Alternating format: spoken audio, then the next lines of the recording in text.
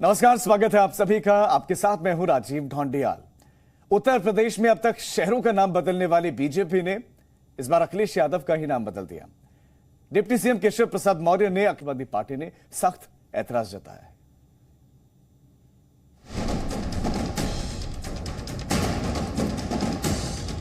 राष्ट्रपिता महात्मा गांधी, जवाहरलाल नेहरू, जिन्ना एक ही संस्था में पढ़ करके बैरिस्टर बन करके आए थे।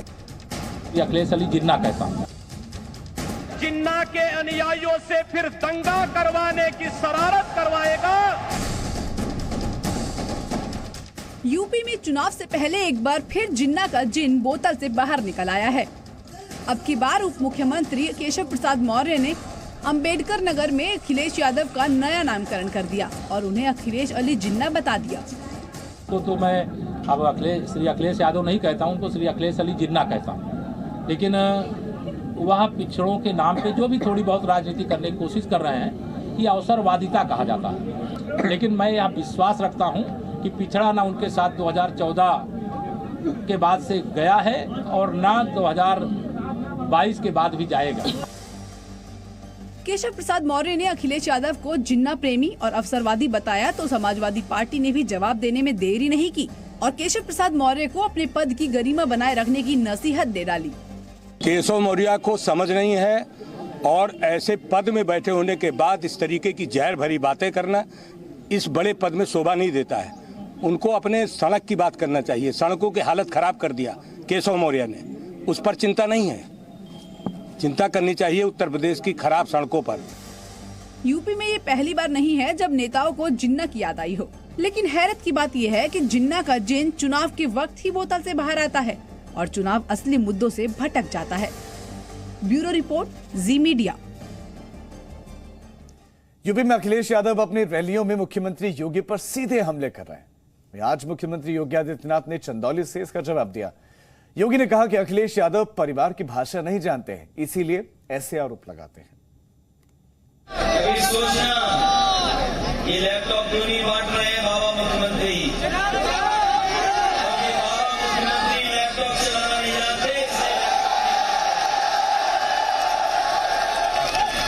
बताओ, बाबा मुख्यमंत्री लैपटॉप चला लेंगे? इसलिए आपको योगी सरकार चाहिए कि योगी सरकार चाहिए?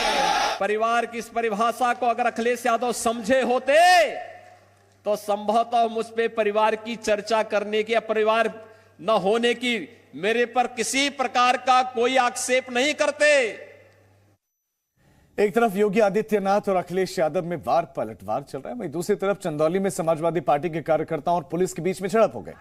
दरअसल मुख्यमंत्री योगी आदित्यनाथ चंदौली में एक जनसभा को संबोधित करने के लिए पहुंचे थे, जहां पर समाजवादी पार्टी कार्यकर्ता उनको ज्ञापन देने की कोशिश कर रहे थे। इसी दौरान पुलिस के साथ उनकी धक्का मुक्की हो गई और एक तस्वीर ये भी सामने आई जब समाजवादी पार्टी के कार्यकर्ता ऐसा प्रयास कर रहे थे कि ऐसा लगे, ऐसा प्रतीत हो कि पुलिस उन पर हमला कर रही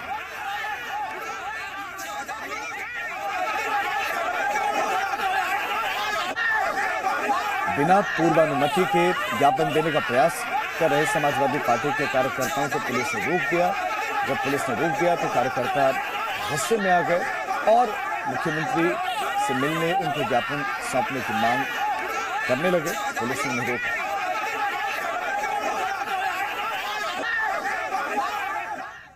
यूपी में चुनाव के लिए बीजेपी मिशन 300 पार के लिए मैदान जंग में है। जी न्यूज से बातचीत में उत्तर प्रदेश के उप मुख्यमंत्री दिनेश शर्मा ने दावा किया कि इस बार यूपी की जनता बीजेपी को गोल्ड मेडल से नवाजेगी। उत्तर प्रदेश के विधानसभा चुनाव को लेकर बीजेपी पूरी तैयारी में दिखाई दे रही है। विपक्ष के नेता भी मैदान में दिखाई दे रहे हैं। क्या रहने वाला है 22 के चुनाव को लेकर, इस पर बातचीत करने के लिए हमारे साथ मौजूद हैं यूपी के उप मुख्यमंत्री डॉक्टर दिनेश शर्मा। दिनेश शर्मा जी, अब तो जो 5 साल आप लोगों ने सरकार चलाई, अब परीक्षा की घड़ी एक बार फिर से आ गई है। कितनी तैयारी है? क्या लगता है विपक्ष भी पूरी ताकत लगा रहा है? कितनी चुनौती आपको इस वक्त सपा अखिलेश यादव से मिल रही है और आपकी तैयारी क्या है? देखिए, आपने परीक्षा का नाम लिया। निश्चित रूप में चुनाव एक परीक्षा है और 5 साल तक एक परीक्षार्थी के रूप में हमारे मुख्यमंत्री ने और पूरी सरकार ने काम किया है और पूरी पहले तो हम लोग सोचते थे कि फर्स्ट डिवीजन पास होंगे, लेकिन अब जिस प्रकार से जनता का समर्थन है, मुझको लगता है कि गोल्ड मेडल मिलने वाला है। और गोल्ड मेडल हर सब्जेक्ट में मिलेगा, यानी हर क्षेत्र में, जितने भी क्षेत्र हैं, एक प्रचंड जीत की तरफ भारतीय जनता पार्टी बढ़ रही है। दिनेश शर्मा जी, आप गोल्ड मेडल की बात कर रहे हैं, पर आपके मुद्दे क्या रहने वाले हैं? क्योंकि राम मंदिर उठता है, काशी विश्वनाथ कॉरिडोर का मुद्दा उठ रहा है, और अब आपकी पार्टी के नेता कह रहे हैं मथुरा का, श्री कृष्ण जन्मभूमि का मुद्दा भी उठेगा। तो क्या लगता है कि मथुरा भी अब आप लोग के लिए एक मुद्दा रहने वाला है इस चुनाव में? देखिए, बहुत सीधी सी बात पार्टी की तरफ से भी और सभी की तरफ से इस बात का है कि हमने अयोध्या का डेवलपमेंट प्रोसेस काफी हद तक का प्रारंभ करके समापन की ओर ले जा रहे हैं। काशी विश्वनाथ बाबा का जो भव्य मंदिर, जिसकी हम सपना भी नहीं कर सकते थे, 100 से ज्यादा साल के बाद मां अन्नपूर्णा देवी को विराजित करने के बाद पूरा कॉरिडोर जो बाबा विश्वनाथ का जो परिसर है, आज विश्व का एक अलौकिक सौंदर्य का पात्र बन के सामने आ रहा है। मथुरा में भी जो डेवलपमेंट प्रोसेस मथुरा विकास प्राधिकरण के माध्यम से शुरू किया है, वो भी अभूतपूर्व है और उसकी परिणति भी जल्दी होने वाली है। शर्मा जी, क्योंकि आप उत्तर प्रदेश के उप मुख्यमंत्री भी हैं और बीजेपी में एक ब्राह्मण चेहरे के तौर पर भी आपको देखा जाता है। बीएसपी हो, समाजवादी पार्टी हो, इन दिनों ब्राह्मण सम्मेलन बहुत कर रहे हैं और ये लोग ये मुद्दा उठाते हैं कि आपकी सरकार में ब्राह्मणों पर अत्याचार हो रहा है। किस तरह से देखते हैं आप उनके इन आरोपों को, और आपकी पार्टी ब्राह्मण वोट बैंक को लेकर क्या करने वाली है? देखिए, कुछ ऐसे दिग्भ्रमित लोग हैं जो चुनाव आने के पहले विभिन्न प्रकार की अफवाहें उड़ाते हैं। आप 2017 के चुनाव के पहले देखिए, उसके पहले ये सब नारा लगाते थे। कोई कहता था तिलक तराजू और तलवार, या अब आगे के लाइन में नहीं बोलना चाहता, या ये लोग धार्मिक ग्रंथों के बारे में इस प्रकार के वर्णन करते थे। ब्राह्मण जाति नहीं, एक संस्कार है, और संस्कार जो भारतीय संस्कृति का प्रतिपादन करने वाले लोग हैं, जो श्रेष्ठता के भाव में बंधे होते हैं, अध्ययन अध्यापन जिनका स्रोत है, वो उनको आप समझा लेंगे, उनको आप दिग्भ्रमित कर लेंगे, ये संभव नहीं है।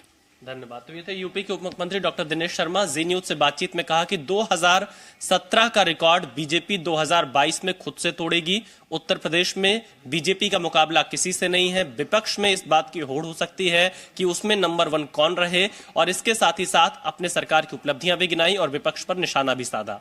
कैमरामैन धीरेन्द्र के साथ विशाल पांडे, जी मीडिया, लखनऊ। पंजाब में चुनाव है, लेकिन सियासत दिल्ली में हो रही है। दिल्ली के मुख्यमंत्री अरविंद केजरीवाल ने मोहाली पहुंचकर पंजाब के अस्थायी कर्मचारियों का मसला उठाया। तो आज पंजाब कांग्रेस के अध्यक्ष नवजोत सिंह सिद्धू दिल्ली में अरविंद केजरीवाल के घर के बाहर ही धरने पर बैठ गए। पंजाब के विधानसभा चुनाव में इस बार गुरु सुर्खियों में है। चुनाव प्रचार के लिए 27 नवंबर को मोहाली पहुंचे आम आदमी पार्टी के संयोजक और दिल्ली के मुख्यमंत्री अरविंद केजरीवाल ने वहां अस्थायी कर्मचारियों की नौकरी को लेकर कांग्रेस सरकार पर हमला बोला।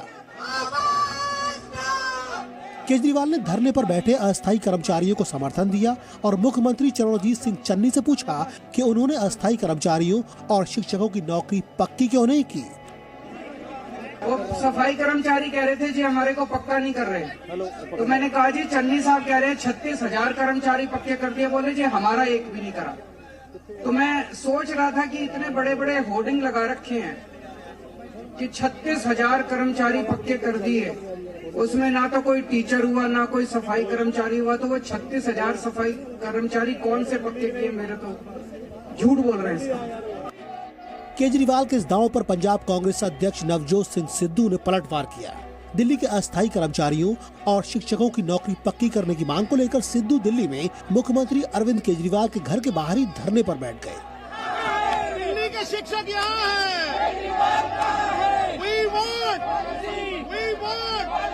ना नीति है ना नियत है। देवताओं की नियत में भी फर्क अगर आ जाए तो नजारा चाहे जन्नत का क्यों ना हो गर्क हो जाएगा। तुमने गर्क कर दिया। 22,000 गेस्ट टीचर्स को तुमने बंधुआ मजदूरों की तरह रख रखा। दिहाड़ी करवा रहे हो तुम और वहां आके लेक्चर करते हो। पहले अपना घर संभालो। 2015 में दिल्ली में शिक्षकों के लिए 12,515 वैकेंसी थी, जो 2021 में बढ़कर 19,907 हो गई है। लेकिन दिल्ली सरकार गेस्ट लेक्चर से खाली पदों को भर रही है। 2015 के घोषणा पत्र में आम आदमी पार्टी ने दिल्ली में 8 लाख नई नौकरियों और 20 नए कॉलेजों का वायदा किया था, लेकिन कोई वायदा पूरा नहीं हुआ। कभी पंजाब के स्कूल, कभी रेत माफिया और अस्थायी स्कूल टीचरों की नौकरी पक्की करने को लेकर सियासत दिलचस्प हो गई है। चुनाव भले ही पंजाब में हो, लेकिन सियासत का अखाड़ा दिल्ली बन गया है। ब्यूरो रिपोर्ट, जी मीडिया। वहीं पंजाब के स्कूलों की हालत पर दिल्ली के उप मुख्यमंत्री मनीष सिसोदिया ने भी हमला किया है। सिसोदिया का कहना है कि पंजाब में स्कूलों की हालत पर वहां की सरकार ने मेरा चैलेंज स्वीकार नहीं किया। मेरी सहयोगी आदित्य त्यागी ने मनीष सिसोदिया से एक्सक्लूसिव बातचीत की। आप आए हैं पंजाब की पॉलिटिक्स पर, मैं आपसे कुछ सवाल लेना चाहती हूँ with your permission sir.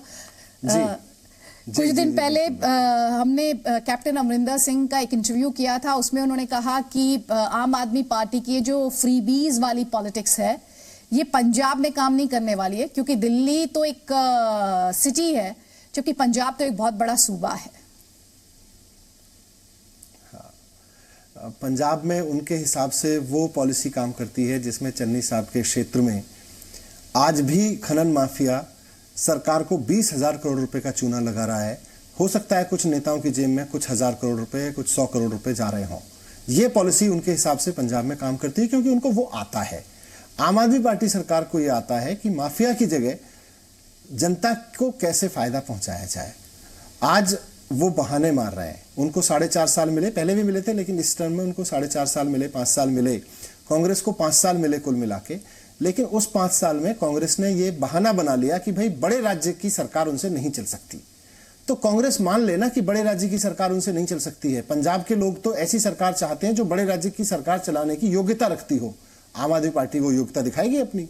Congress ने दिखा दिया कि वो अयोग्य है बड़े राज्य की सरकार चलाने में। आप कह रहे हैं कि आम आदमी पार्टी अपनी योग्यता दिखाएगी, क्योंकि शिक्षा मंत्रालय के बारे में अभी हमने बात भी की, आपके बिजनेस ब्लास्टर प्रोग्राम के बारे में। उन्होंने एक और पॉइंट उठाया, उन्होंने कहा कि जो आपका दावा है दिल्ली में जो प्राइमरी स्कूल हैं 2,500 से थोड़े ज्यादा हैं।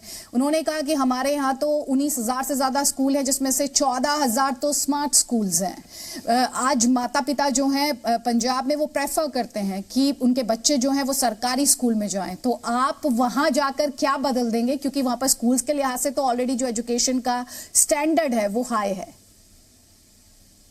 वो चन्नी साहब भी कह रहे थे कि स्टैंडर्ड बहुत हाई है, कैप्टन साहब भी कह रहे थे कि कांग्रेस की सरकार में बहुत स्टैंडर्ड हाई हुआ है। तो मैंने सोचा कि देख लेते हैं कैसा स्टैंडर्ड हाई है। जब मैं वहां स्कूलों में पहुंचा तो पहले स्कूल में मैं पहुंचा, वहां पे प्राइमरी स्कूल था। 6,000 रुपए की तनख्वाह देके क्लास 1 से क्लास 5 तक के सारे बच्चों के लिए, सारी 5 क्लासेस के लिए एक ही टीचर है, उसको भी तनख्वाह देते हैं 6,000 रुपए। अब 6,000 रुपए में बेचारा टीचर क्या तो पढ़ाएगा, और उसको वहां बच्चों के लिए छोटी मोटी जो चौक है, पेंसिल है, वो भी अपनी तनख्वाह में से लानी पड़ती है। वो सरकार नहीं दे रही उनको। स्कूल टूटा फूटा बुरी, मुझे लगा हो सकता है एक हो।